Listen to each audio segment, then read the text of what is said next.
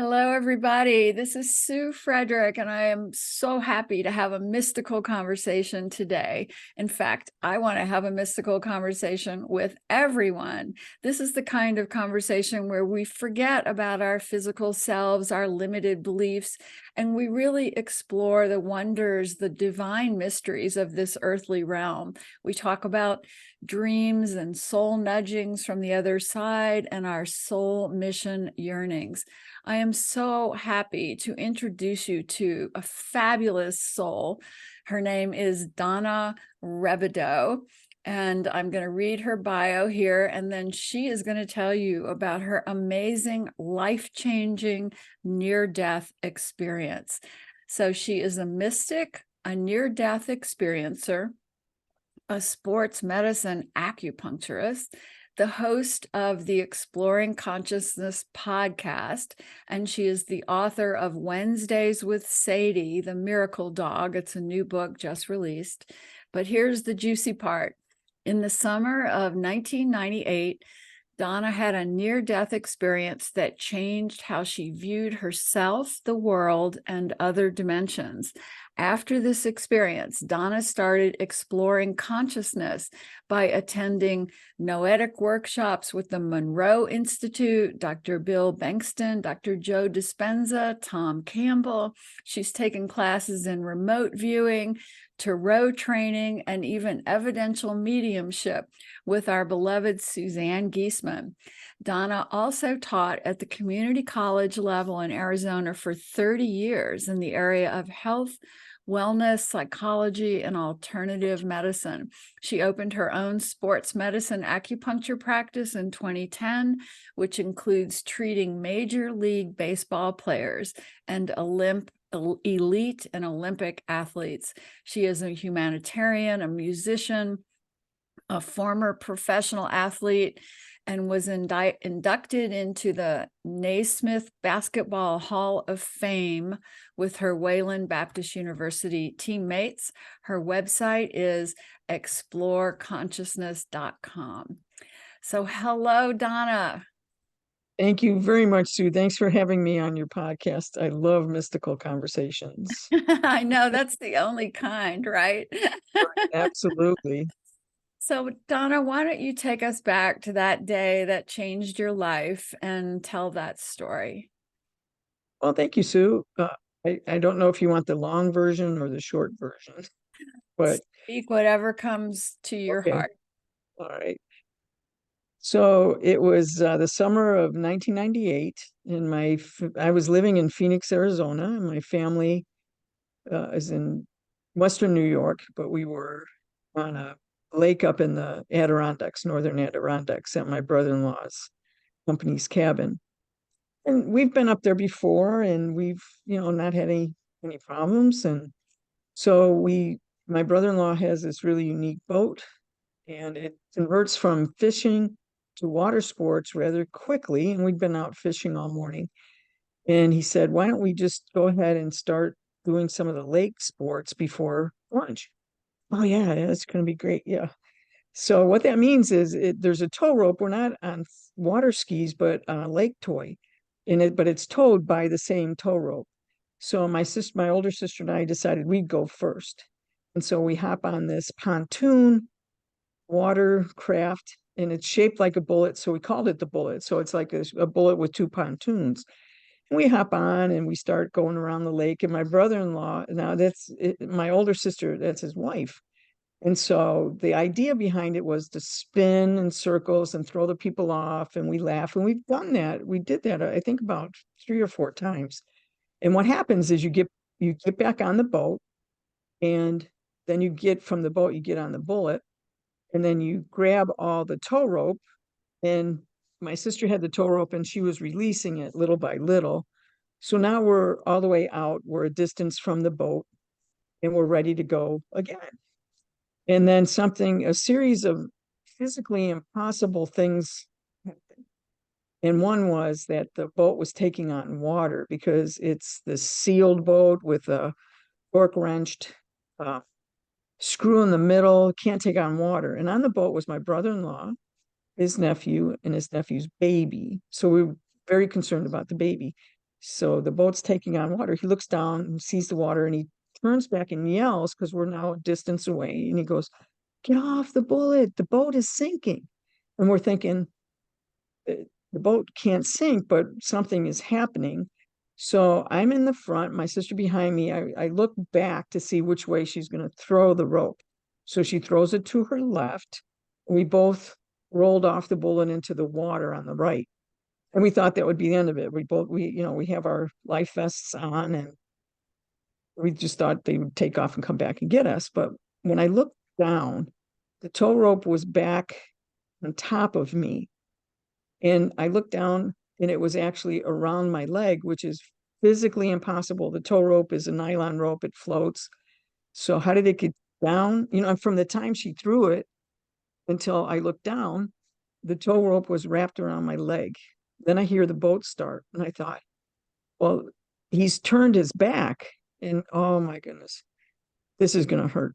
So the boat takes off and within seconds, the tow rope strangles my leg to the bone and I'm being drug underwater. Now, drag or drug, I've looked it up both ways. So people think, in English, being drug underwater. And I realize, that he doesn't know that I'm there. So with my life vest, as I'm being pulled back, and the it had a twin engine motors were twin engine motors on the boat. It was very fast, powerful boat. And as I'm being dragged through the water is hitting my chest and it's forcing the air out of my lungs and I can see the air bubbles. And so it's going to take me longer to say it than what happened. It happened in seconds, but I said, oh, I really could use that. I could really use that air.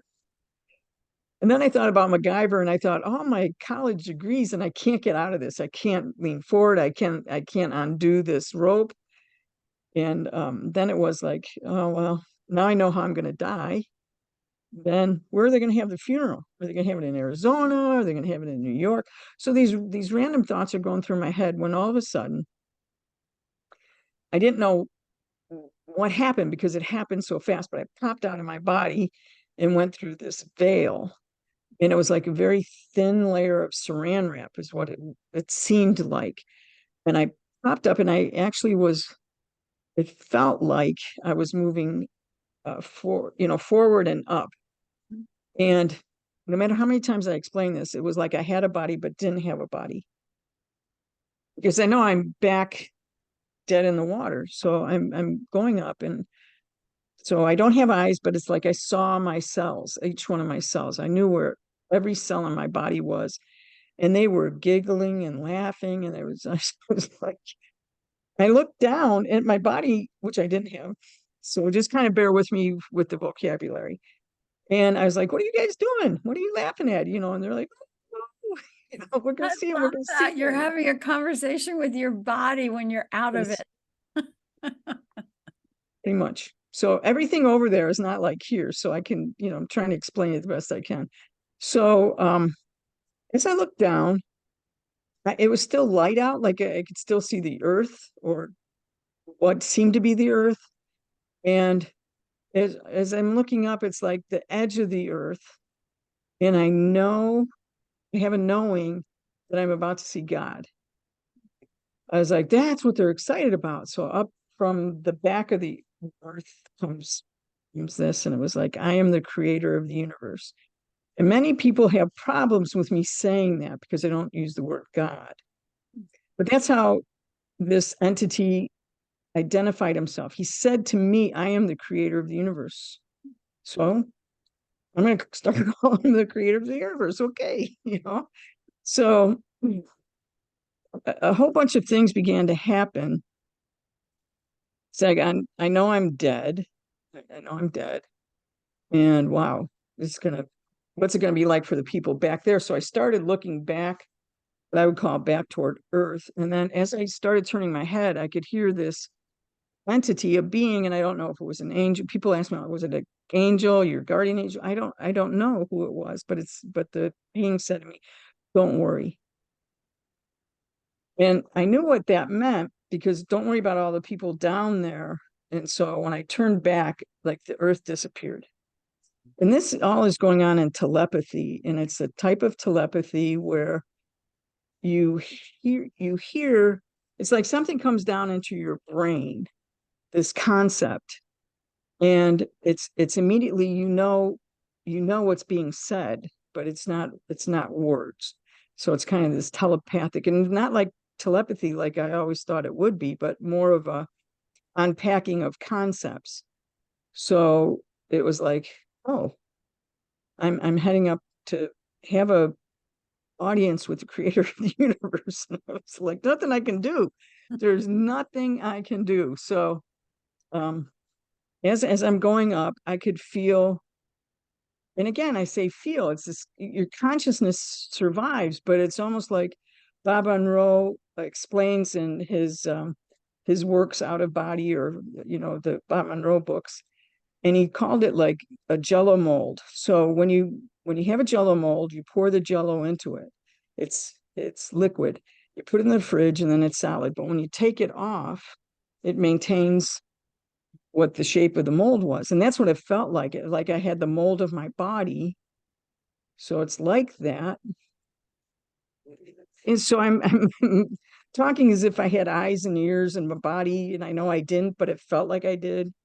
Mhm. And this love, feelings of love were shooting through me, like horizontally, and vertically I'm getting downloads of information as I'm heading toward the creator of the universe, God. And what surprised me was this, it was an energetic being, and I always say it this way, it reminded me of the aurora borealis, which I saw later in life.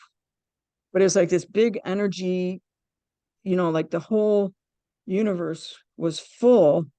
And I was like, I'm talking to the creator of the universe. And how cool is that? I'm kind of smiling, and I didn't have a sense of he, she, or it, because that felt like such a insult to the creator of the universe, to God. It was God. And it felt like Sue, it felt like he had created the entire everything of matter, this universe, all the universes, just for me. It was such a love that I really felt like it was just, I'm going to say he for the sake of argument, that it was just he and I.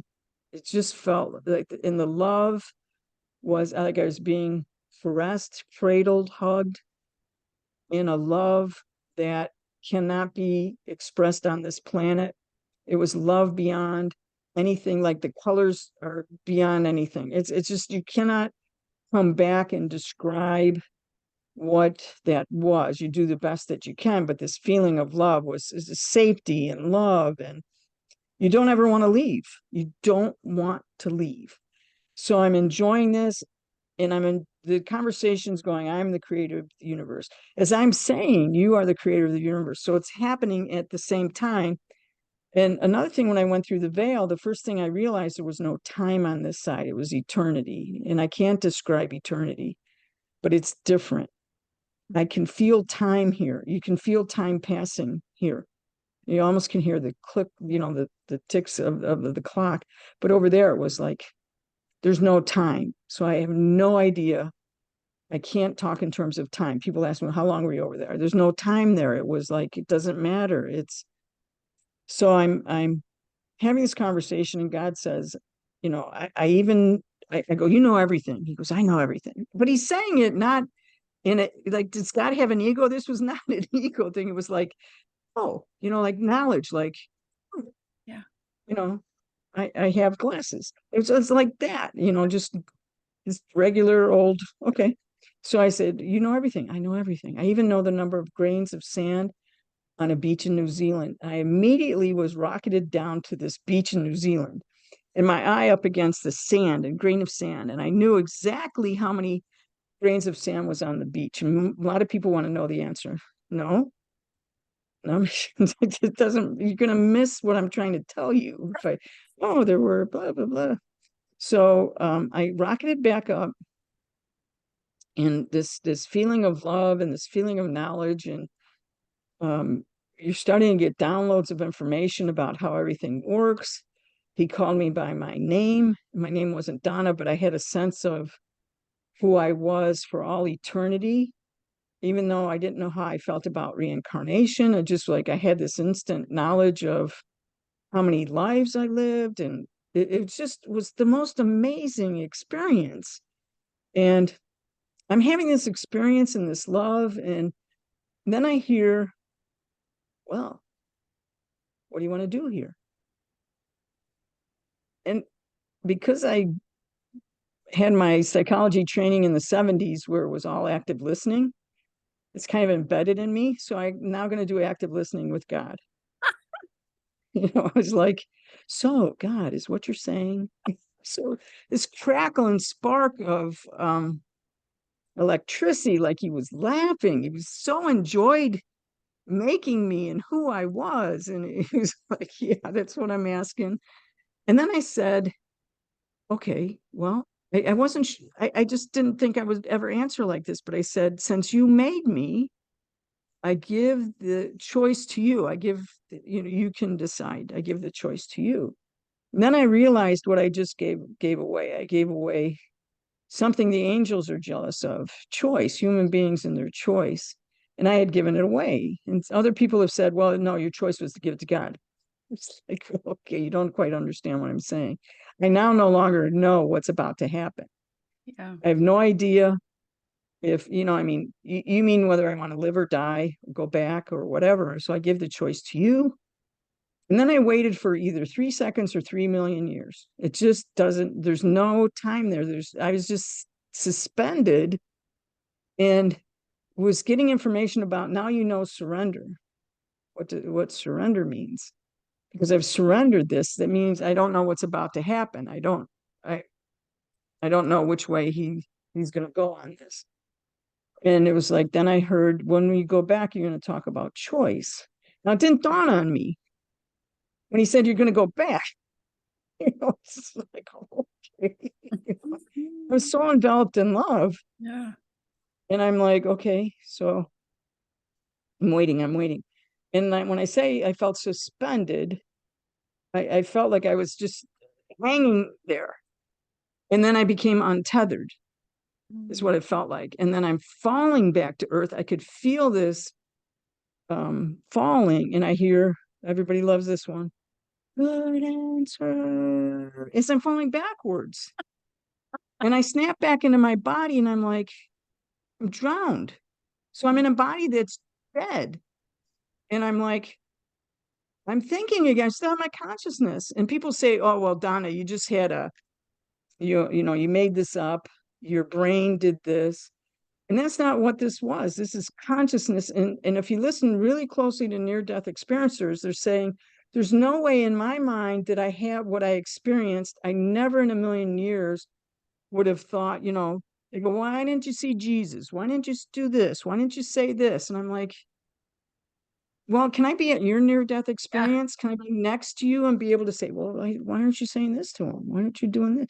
Because it's such a overwhelming, Right. unbelievable experience that, so I'm back and I'm thinking, well, I'm dead. What's going to happen here? And then I felt um hands under my armpits, and I thought it was my sister lifting me out of the water. And I thought, how are they going to get the rope out of my leg? The rope comes undone. I make it to the top. I can feel like I'm getting help spitting out just all this lake water. I mean, and I'm going, well, I'm alive. And the rope comes undone, and it's physically impossible. It was embedded in my leg. So my quadricep right above my knee is strangled to the bone. So it looks like I have a quad, a bone in my knee and my calf. So I thought it was all I had was, my femur was just sitting there. I Right. thought if I kicked, I would kick off my leg. So I grabbed my calf and I looked at it and I thought, oh man, this is amputated. I mean, I had my bone there, but I mean, it looked like it was amputated. My sister comes swimming up like 800 miles an hour. I'm screaming, "Don't look at my leg." The boat's taking off. And it ended up being that it was a strangulation. It strangled my leg to the bone, and it began to swell. I told my sister how to take care of me. You know, I'm going to go into shock, lift my legs up, but I'm going to hold on to my calf in case I kick my leg off. Um, so we were out having our own experience out on the lake. My sister's crying, I'm crying. They're come out with another boat. I yell at my brother-in-law, "Don't look at my legs." He looks at my leg. He screams. He wants to pull me into the boat. I know my leg will fall off. They get me back to the dock, and I said, "Wrap it up with ice. Get as much ice as you can and wrap it up." Took about 45 minutes to get to the ambulance to get to where we were, because we were out on the in the far away from the ambulance. We get to the hospital, and then people say, "Well, they wouldn't have released you, you know." I said, "Well, actually, at that point, when they took off all the wrap, my leg had swollen Mhm. beyond, like, to the point of where it looked like it was going to burst. And they were more concerned about the lake water that I swallowed. So they threw a bunch of antibiotics on me. They looked at my leg. They were trying to decide whether to cut cut the swelling, or but they gave me a bunch of um, medicine. We were there for I don't know how long, until they felt like the swelling was starting to go down, packed me with ice, and sent me home. And most people go, "Well, you're lying because they sent you home, and they would never would have sent you home." Well, yeah, they did. Sent me home It's with, part of the miracle. the whole thing was crazy. So it's like that's my near death experience of So I and want when to we say ask you, near death, it's like I died. I was dead. I hate that. It was like I'd love to call it a death experience where you came back or something. yeah, I wanted to ask you, I know that you said it wasn't what you expected. Had you grown up, for example, Catholic and had a certain idea of heaven or hell? And how did this sort of change your understanding of God? That's a great question. I grew up Catholic. I had left the church and come back to the church. It was kind of a in and out relationship where I explored other religions. So it was like if someone had asked me what I thought was the afterlife, I wouldn't have known. I was, I knew there was something. I wasn't atheist or agnostic, but it wasn't like what you were taught in school or what you were taught in church. It wasn't. There was nothing there. There were no choirs of angels. There was no. This was I call it a designer death. God so loves you that He's doing this for you. So when you hear all these near death experiences, some people saw this, some people felt this, and everybody goes, "Why is it so different?" Because it's God in you, I and love that, Donna. how he I'm telling you, it's how he knows you, and how he, like he knows you're coming back. And that, I don't want to get into the predestination versus, I mean, he gives us free will, and Mhm. um, So the but the idea love, of choice, you said that yes. God told you, hey, when you get back there, you have to teach choice. What does that mean to you?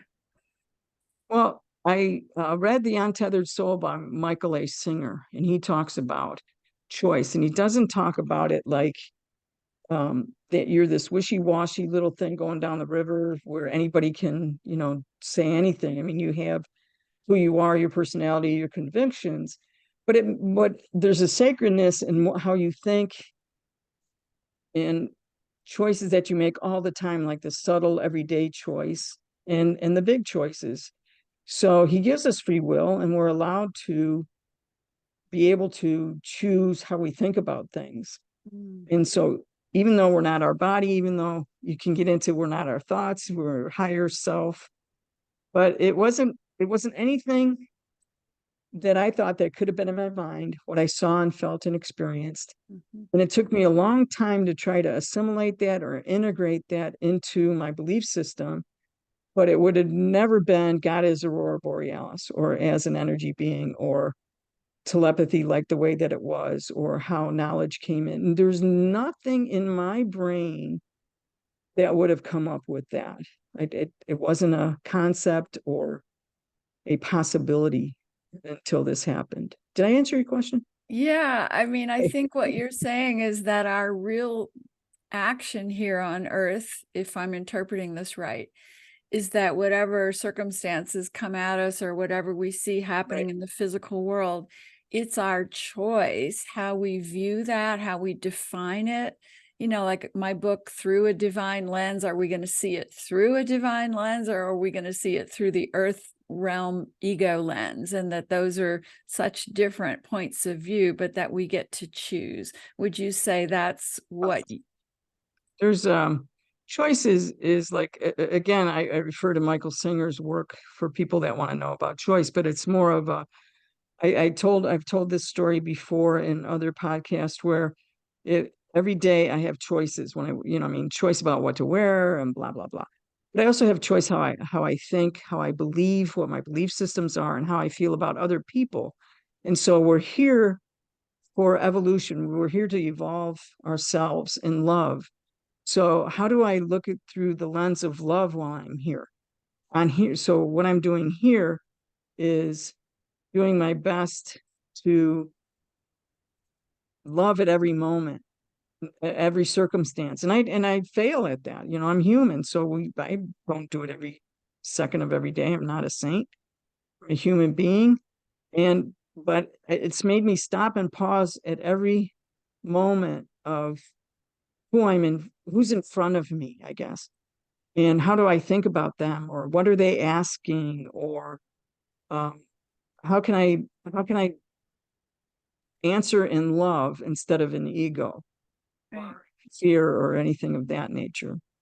That's so beautiful, Donna. And from what I know about your story is that when you began to put all that together about what it means for you, that I think you said you've studied remote viewing. So I'm wondering if a lot of these intuitive gifts weren't really part of your life until you had your near-death experience, or then did you become aware of how intuitive you are, or how did all that play out?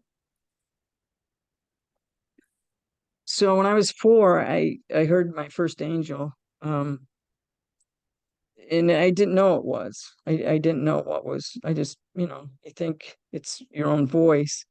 But the answer I got was, when I look back on it in my 4-year-old little mind, it was not. It was my guardians.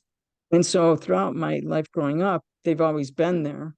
And so I just thought this was normal. I thought everybody had, their guides that they could hear and at times saw. So they did show up for me a couple of times. So it's like, no, I knew that. And so I like to think of myself as a mystical Catholic, or in the mystical traditions Yeah. of the world religions.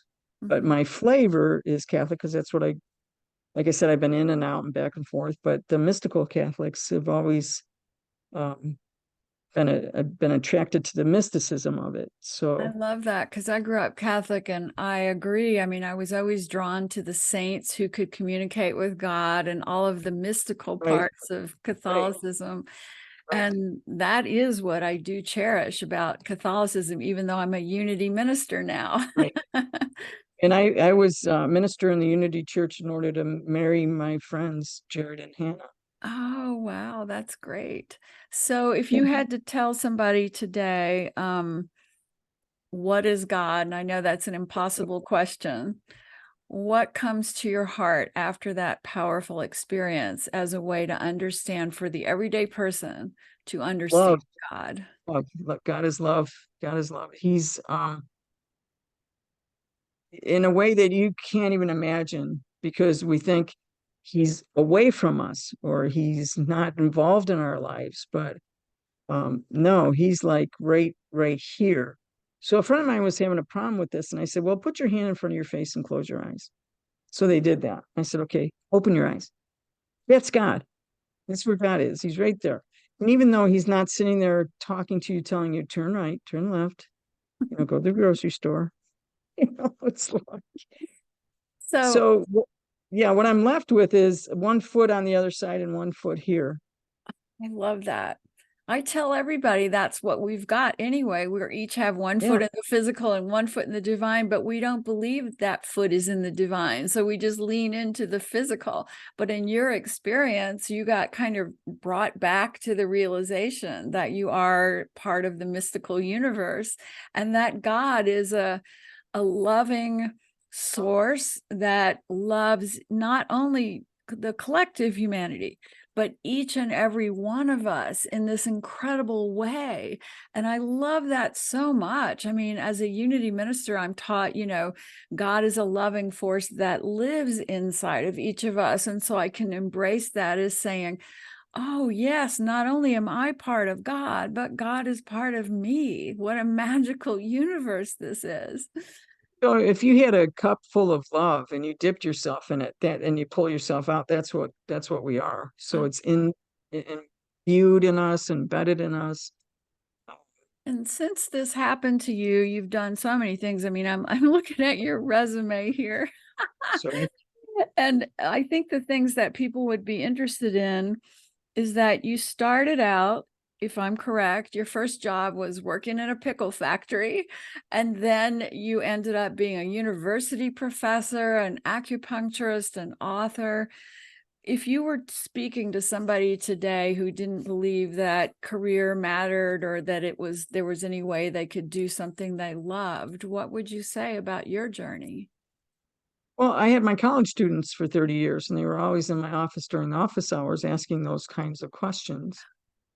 And so it's like I would tell them, what is it that you love to do? Because they would have a hard time with which path should I go down. I said, what do you love the most that you think you could do as a career? So you can do that. And then if you have passions for other things, you can do that as philanthropic efforts or hobbies, or you don't have to do one thing. And it's different for if you're a parent with children, and I understand that you have this relationship with your husband and wife and your kids, and that's the very sacred part, Soul whatever your existence. Yeah. yeah, your whatever that is. But in terms of doing, then you need to do, like look for something that you love. So I help my students all the time with trying to find what do you love to do? What would you like to do, day in and day out, so you don't think you're going to work. And then if you have passions for other things, uh, you don't have to do one thing at a time, but what you probably can't do is watch a lot of television. That's great. You have to So be able to you get have to busy. use your time right, correctly. Use Yeah. your time, use your time correctly, Yeah. and and still have downtime. So there's still time to have fun with water sports, or for me, reading books or becoming a pilot, or And what do you believe about meditation and prayer? oh my gosh, I don't know how much I meditate and pray a day. Because to me, there's a very fine line between meditation and prayer. It seems semantic to me. You're still getting in touch with the other side. And so I have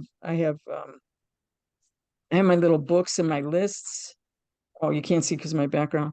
I keep journals, and I put, like people will say, can you send healing to me for this? So I'll write their name and put what their intention is. Mhm. And so when I go into meditation, uh, it's hours, but at night, so I've done my day and I've done all my things. Now I have time with me and my guides and my guardians, and we'll get together.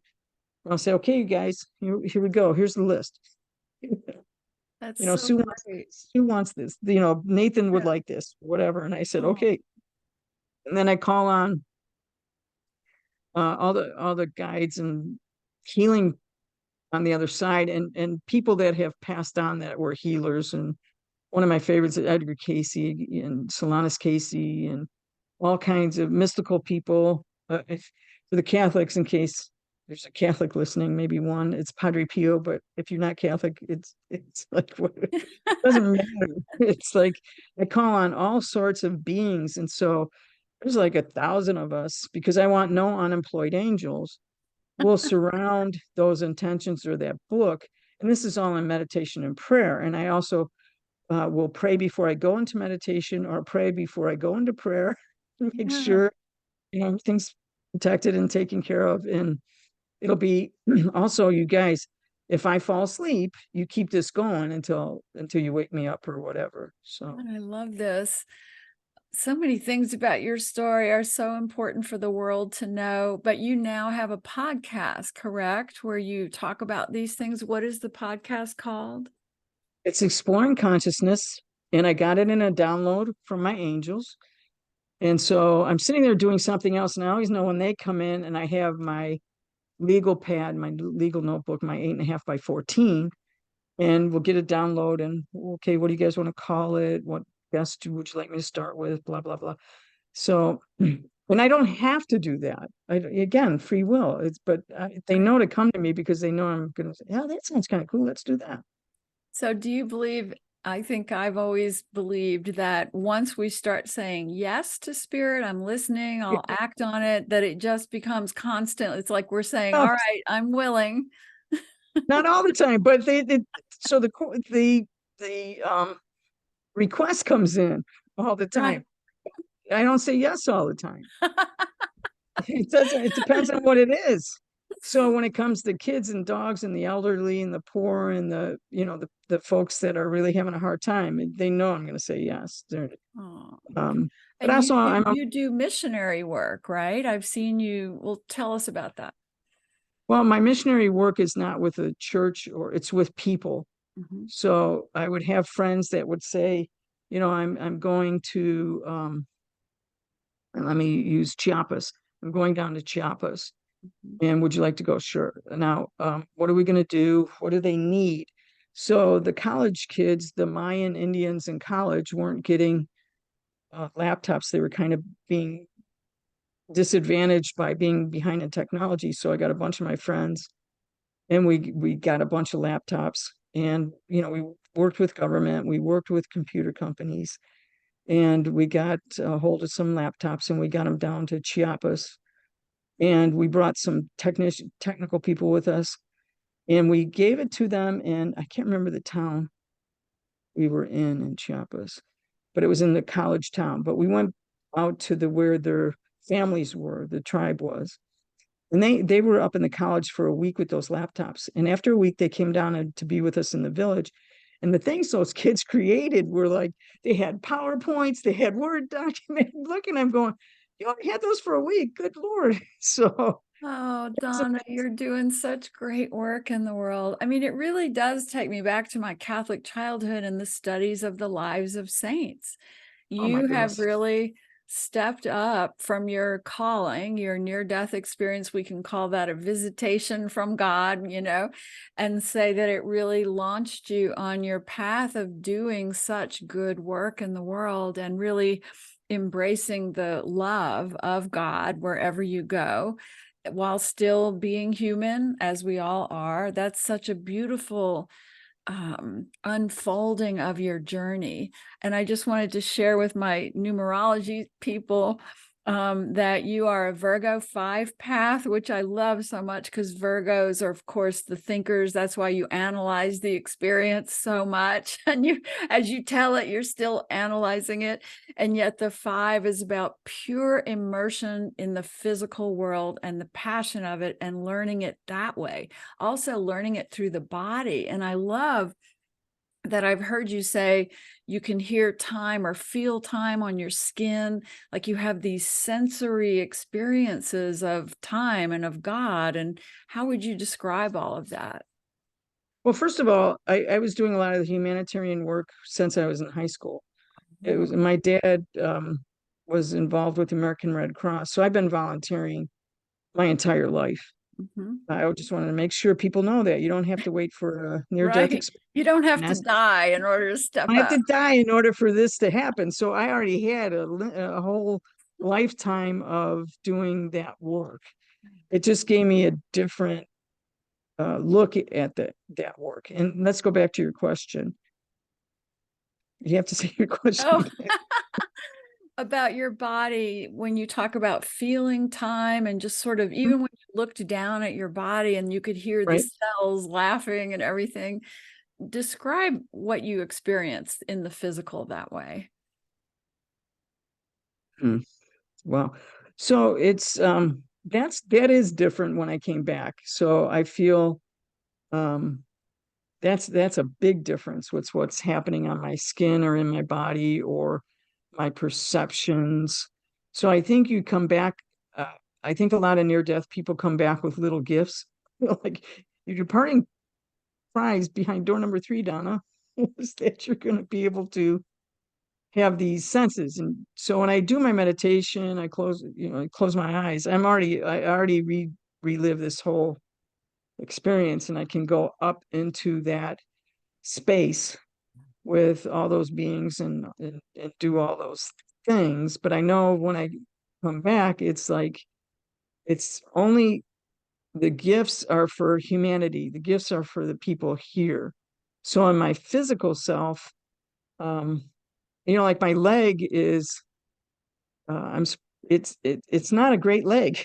Yeah, I haven't been able to do much, as an athlete, but I told Natalie Sudman, well, she's an artist without an eye and I'm an athlete without a leg. It's kind of still mangled. yeah, And so I have that every single day as a constant reminder. The pain in my leg is a constant reminder of what had happened to me. yeah. And the sense of time reminds me that where I am. And the choice is uh, to surrender my ego to um, what I'm being asked for, but I still have the choice to say yes or no. Mhm. But how I view the world, how I look out through my eyes, my human eyes, to what's in front of me. I'm not quite sure if that's what you were Yeah, asking. that's true. But the other question I also want to ask Okay. before we're done is you Okay. took mediumship training, and I'm wondering Mhm. if you are able to really communicate with departed loved ones and what you would say to people who may be grieving a loved one who think that they're dead and gone. Like, what would be your message to them? They're not dead and gone. You just don't get to see them physically and talk to them. And listen, I've lost a lot of people that I love in my life, and I mourn that. And the hardest thing we're asked to on this earthly existence, one of the hardest thing is to experience the death of someone else. It's very difficult. I get it. I know. I would tell people, grieve at your own time. And I meet them where they are. So if they're not ready to hear, I was a chaplain at Phoenix Baptist Hospital. And so a lot of people are looking at their own mortality or a loved one just passed, and you have to read the room. You have to go, where are they? Are they really ready for me to say this? So remember what I said, your choice is right in front of you. Like, what do you think they need to hear to heal their heart? Right. And so sometimes just sitting with someone in their grief and being totally quiet is the best thing I can say. Mhm. Um, and when people ask me about suicide and things, I said, listen, my nephew committed suicide, so this is hits home. So it's like, what happens to them? They cross over and they are in this experience with the loving God of the universe, and that's between the two of them. Yeah. But I don't believe there's no way that any part of me believes that they're going to hell. I didn't see hell. I didn't see purgatory. I didn't see any of that. Yeah. So as That's far as such I'm an concerned, important message. So important.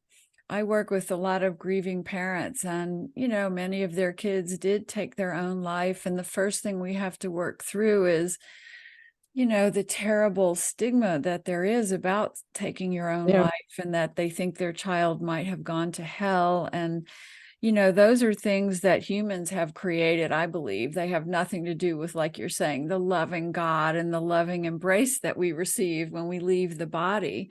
So I love your message. Thank you so much for sharing it. People want to know more about you, they can go to your website, exploreconsciousness.com. Your name is Donna Rebadow. And is there anything else you want to say to the listeners before we go? I also lost a brother. I've lost parents. So in the grief, if you can just be kind to yourself And be kind to yourself for the choices you make. And at the end of each day, when you review how you did that day and you feel like you messed up, know that there's a loving God, or he's, again, I don't want to say he's right there. He knows you intimately and loves you. And when you get over, I think you're going to be surprised with what you see and hear and how you feel about your own life. And my life review, a lot of people have life reviews. They asked me about that. And I said, my life reviews every day that I've been here. I have life reviews all the time. So as I'm going along and say I have a downtime for a minute, I get a life review. Like, really? That's so great. Go try that again. And life reviews aren't just all the things you messed up on, but it's life reviews of what you've done well. And I think you're going to be really, really surprised at your life review of what you've done well. A little kind thing that you said to someone along the sidewalk, and you see how that lifted them, and then they go home and they lift someone else and they lift someone else, and you see that pebble in the water. And most people think life reviews are all the bad things you've done. Well, you get that. You get that. You get to feel what you made someone else feel. And I think that makes me a little more cautious, like, okay, I got a choice here. Watch yourself. Go to your heart. Where's the love in your heart? Boom. Yeah. Beautiful. I would just say be kinder to yourself than you probably are. And at the end of the day, there's something called an hour of power. It's the hour before you go to sleep and an hour when you first wake up. The Right. hypnagogic in the hypogonic state. So what I do there is I do it in love. So for that hour, I'm just saying, I'm love. I'm love. I do loving things, loving person. Even if I think I'm lying to myself, it doesn't matter. I'm just for that hour, I'm just going to project that love from myself to myself and out into the world. Like if I messed up the day before, I love that person. I love them.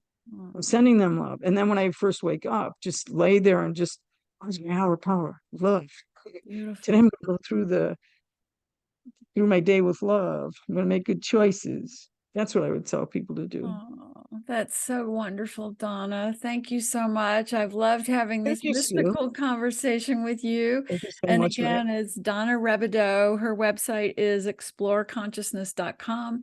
I am Reverend Sue Frederick, and my website is suefrederick.com. And I'm the author of many books, including Through a Divine Lens.